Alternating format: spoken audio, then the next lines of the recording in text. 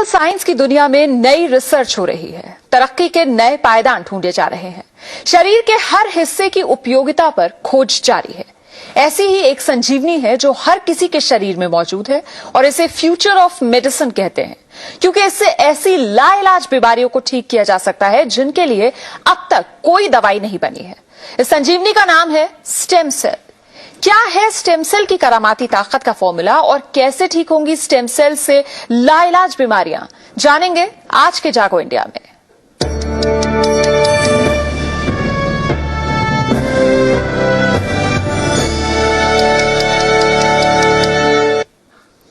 अपने बच्चों के भविष्य के लिए माँ बाप उनके जन्म के समय पैसे जमा करते हैं ताकि बड़ा होने पर ये पैसे उनके काम आ सके।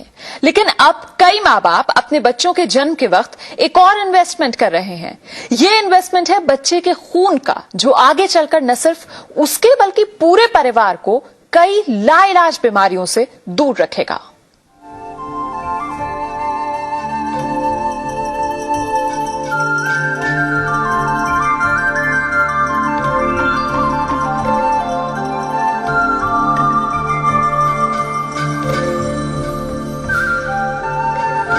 मिलिए मल्होत्रा परिवार से। कुछ ही दिन पहले इस परिवार में एक नन्हा सदस्य शामिल हुआ है। मम्मी पापा को इसके भविष्य की चिंता इसके जन्म से पहले ही हो गई थी, तभी तो इन्होंने बच्चे के जन्म के समय इसके स्टेम सेल्स सुरक्षित रखवा दिए। स्टेम सेल्स खून में मौजूद वो सेल्स होते हैं जिसके जरिए बच्चे के शरीर का निर्माण होता है। इन स्टेम सेल्स को बैंक में सुरक्षित रखवाने का मकसद है कि आगे चलकर इस बच्चे को अगर किसी ऐसी बीमारी ने जकड़ा जिसका इलाज ट्रांसप्लांट से ही मुमकिन है, तो यही स्टेम सेल्स बच्चे के लिए संजीवनी साबित होंगे। साथ ही ये स्टेम सेल्स परिवार के दूसरे लोगों के भी काम आ सकते हैं। सबसे पहला रीजन तो बच्चा खुद ही है, उसकी आगे वाली लाइफ के लिए, पूरी लाइफ के लिए वो दिमाग में रखते हुए सबसे पहले करवाया था।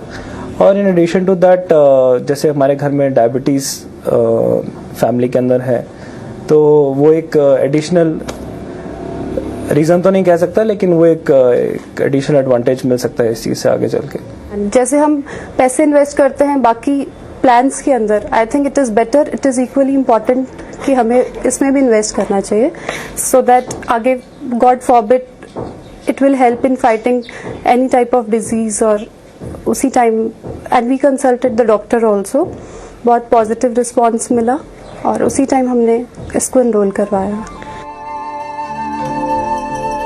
मल्होत्रा परिवार की ही तरह देश के 10,000 परिवारों ने अपने बच्चों के स्टेम सेल्स बैंक में सुरक्षित रखवाए हैं। इन स्टेम सेल्स को एक खास अस्पताल में रखा जाता है, जिन्हें स्टेम सेल्स बैंक कहते हैं। हालांकि देश में इस तरह के 4-5 बैंक ही हैं, और वो भी सिर्फ मेट्रो शहरों में। स्टेम सेल्स को सुरक्षित रखवाने के लिए बच्चे के जन्म से पहले स्टेम सेल्स बैंक में रजिस्टर करवाना पड़ता है। इसके बाद बैंक की तरफ से एक किट दी जाती है, जिसे डिलीवरी के समय अस्पताल ले जाना होता है। बच्चे के जन्म के समय माँ और बच्चे को जोड़ने वाली अम्बिलिकल कॉर्ड में से 150 मिलीलीटर खून निकाल दिया जाता है। इस खून में बड़ी तादाद में स्टेम सेल्स मौजूद होते हैं। अब इन्हें किट में रखकर स्टेम सेल्स बैंक में सुरक्षित रख दिया जाता है। ये कॉर्ड जो है 5 से 10 मिनट में माँ के शरीर से निकल जाता है और इसको हम मेडिकल वेस्ट की तरह से फेंक दिया करते थे। पर इस कॉर्ड में जो ब्लड है वो बहुत ही rich source of stem cell है, और अब हमारे पास ऐसे तरीके हैं जिससे हम इसको कलेक्ट करके इसमें से स्टेम सेल फ्यूचर के लिए प्रिजर्व कर सकते हैं।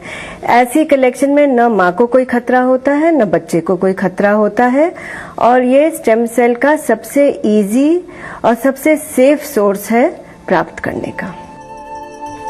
स्टेम सेल्स को लिक्विड नाइट्रोजन के सिलेंडरों में -196 डिग्री सेल्सियस तापमान में रखा जाता है। इस तापमान में स्टेम सेल्स कभी खराब नहीं होते। 21 साल तक स्टेम सेल्स को बैंक में रखने का खर्च करीब 70,000 रुपए आता है। कुछ स्टेम सेल्स बैंक इस रकम को किश्तों में भी वसूल करते हैं। स्टेम सेल ट्रांसप्लांट की मांग लगातार बढ़ती जा रही है। इसके बावजूद भारत में एक भी सरकारी अस्पताल ऐसा नहीं है जहां पर कई साल तक स्टेम सेल को बैंक किया जा सकता है।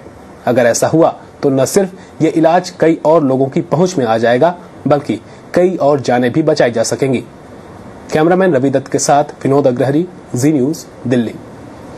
और इसी पर और चर्चा करने के लिए इस वक्त स्टूडियो में हमारे साथ मौजूद हैं पद्म भूषण डॉक्टर पुरुषोत्तम लाल, जो मेट्रो ग्रुप ऑफ हॉस्पिटल्स के चेयरमैन है। डॉक्टर पुरुषोत्तम, बहुत बहुत स्वागत है आपका जी न्यूज में। सबसे पहला सवाल ये कि आखिर स्टेम सेल्स हैं क्या?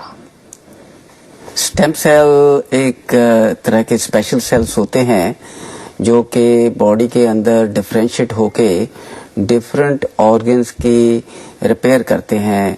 कहने का भाव है कि डिफरेंट बीमारियों को ट्रीट करने में सहायता करते हैं, जैसे कि डायबिटीज है, हार्ट प्रॉब्लम है, आर्थराइटिस है, पार्किंसोनिज्म।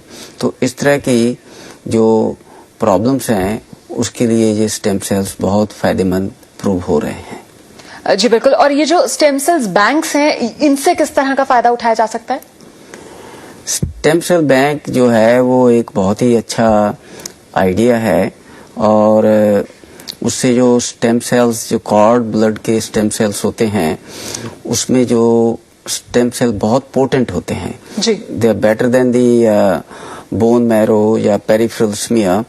एंड जब हम एम्ब्रियो के स्टेम सेल की बात करते हैं तो काफी एथिकल प्रॉब्लम्स आई, और कॉर्ड सेल जो है वो एक तरह का नंबर 2 स्टेम सेल्स के लिए होता है, और स्टेम सेल बड़े अच्छे रिच होते हैं। और इस तरह जब उनको बैंक में स्टोर कर दिया जाता है तो उस बच्चे के लिए या उनकी फैमिली मेंबर्स के लिए ये बहुत फायदेमंद हो सकता है, बल्कि दूसरे लोगों के लिए। लेकिन फैमिली में